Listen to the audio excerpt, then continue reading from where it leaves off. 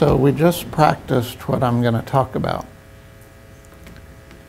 So if you're in a place where you're feeling connected to Source, you don't even need to listen to my talk because you just figured out or practiced what I'm going to talk about. Choosing love is an inside job.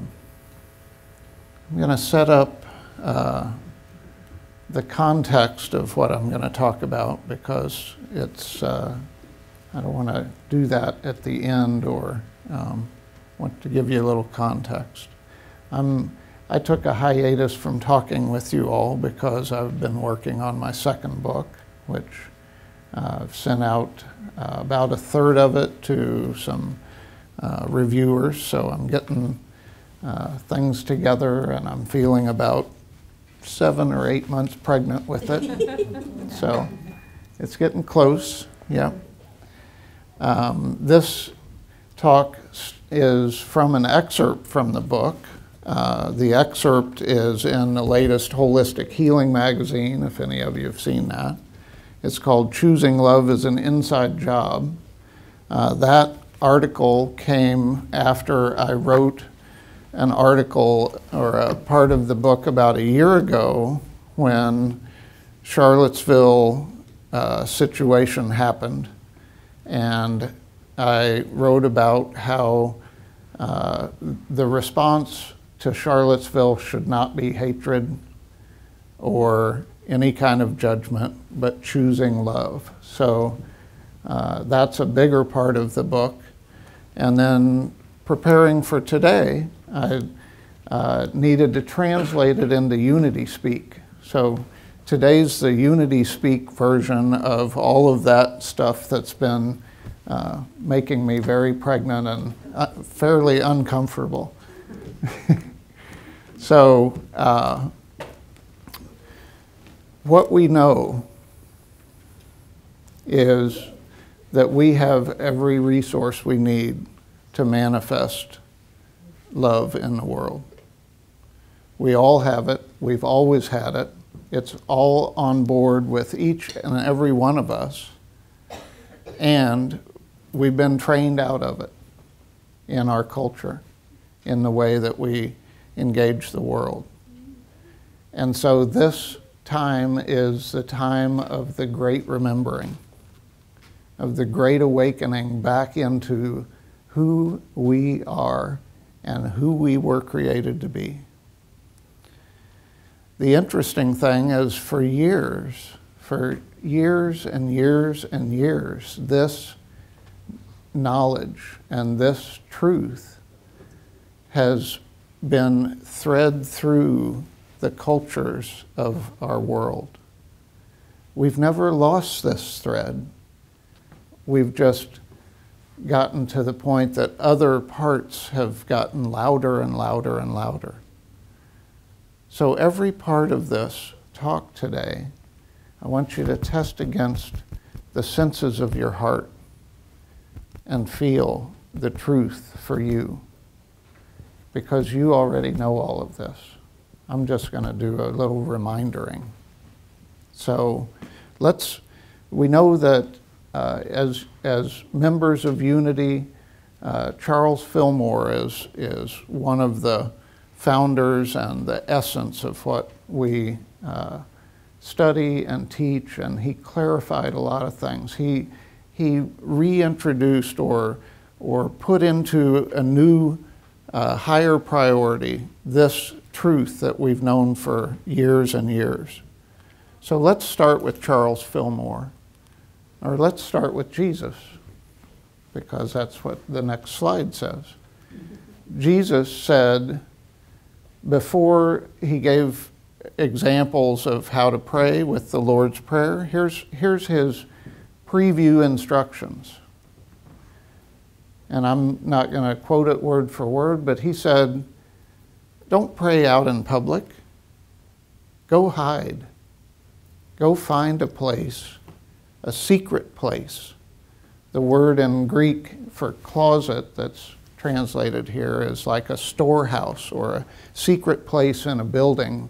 It's like in the middle of the building where everybody can, where you can go and be away from every external factor outside of the building. So he said, go find a secret place, a hiding place, and pray. That's what he said before he told us what to say, which is a whole different talk. But what we know about the word prayer that's used in the New Testament, it's pros okumai. It's actually a combination of two words. The first prefix, pros, P-R-O-S, is how it's transliterated, means to draw close.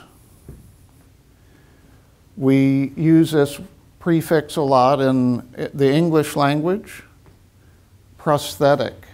What's a prosthetic? It's apparatus that appears to be like a human body part. It draws close to what it looks like. Prosecutor. That's to chase after somebody who has done something wrong, right? To draw close to a person, to the truth of what they did. Prospectus.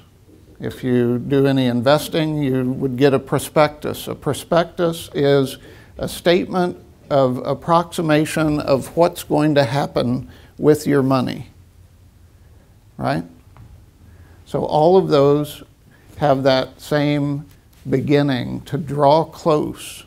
So when Jesus talked about prayer, the first part of it was to draw close.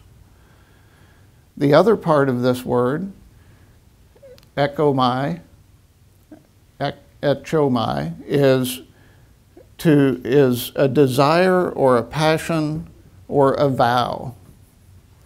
Now, what we learned growing up, at least I did, in Christian churches, was that I was supposed to tell God what I wanted, right? That's what prayer is making a supplication of, here's my needs, here's what I want, why are you waiting so long? Come on, it's time, right? That was how I learned to pray. And that's a little bit in there, that desire or passion or vow. But I think we got it wrong, because I don't think it's our desire or our passion or our vow. It's Source's desire. It's Source's passion. It's Source's vow to us. Source vowed to us that we were created out of love. That's the passion. So praying means to draw close to the source of our being. Draw close to the source of our being is a literal translation of that word in Greek. So, do you think Jesus just came up with that out of the blue? No. He was embedded in the Jewish culture. He was a Jew. So, here's what Charles Fillmore said. I'll let you take a moment and read it. I'm not going to read it, but he says the same thing. He says, go to the temple of your heart and get quiet. Find that quiet place where you can connect with your source. Within to the Spirit of truth who is in each one of us. So Jesus didn't do this, didn't create this out of whole cloth. Jesus was Jewish. And the central component of the Jewish tradition is the temple. The temple where they worship, the temple where they kept the sepulcher and all of the accoutrements of their religion. This is a framework of how the Jewish temple was created. And if I could lay down with my head this way and my feet out this way, then it replicates each one of us. It replicates who we are. The entrance is over there on your right, where the arrow is. That's our head. That's processing outside information. We come into an area, the altar of burnt offerings. That's our processing of information as well. And the middle area is the holy place. That's moving from our head down to our heart. And then in the holiest of holies, behind a curtain, is the place where we meet God, in our heart space. So the Jewish tradition replicates our process as we come into communion with our Creator. So the Hebrew word for this space, this holy space, is Kodesh HaKodeshimai, Kodeshimin. And it means, it's translated holiest of holies. It's like the ultimate space. It's the same closet that Jesus was talking about. Finding that space within ourselves where we can shut everything else out so that we can be in the presence of God. That's not the only Hebrew term that's used for this holy space. The other term is devil. I hope I've pronounced that correctly. And devil is that inner sanctuary, the sanctum sanctorum. We've heard that phrase, some of us have. That's that same inner place. But this word, that's used probably more frequently than the other word, is derived from the root word that means to speak. So in this scripture that I've listed up there, that 1 Kings reference, there's a series of steps that is given about what the priest does when they go into the holiest of holy places and what his pattern of behavior is. And the fascinating thing about it is there's nothing in there about the priest saying anything. It's all action. So if this word comes from the derivative of the word to speak, then we have to ask, who's speaking? Who is it that speaks? It ain't us. It ain't us. So this is a space where God speaks, where we listen. We listen. We've excluded all extraneous chatter, all of our physical senses. We shut down and we go to that holiest of holy places and listen to God speak. And so what does God say? Well, you heard God a few minutes ago. You probably have a practice where you do this regularly. God speaks one word all the time. Love. Love. Love. That's all. That's all there is. It's the essence of who we are. That's the essence of what we're doing here. Everything else is chatter.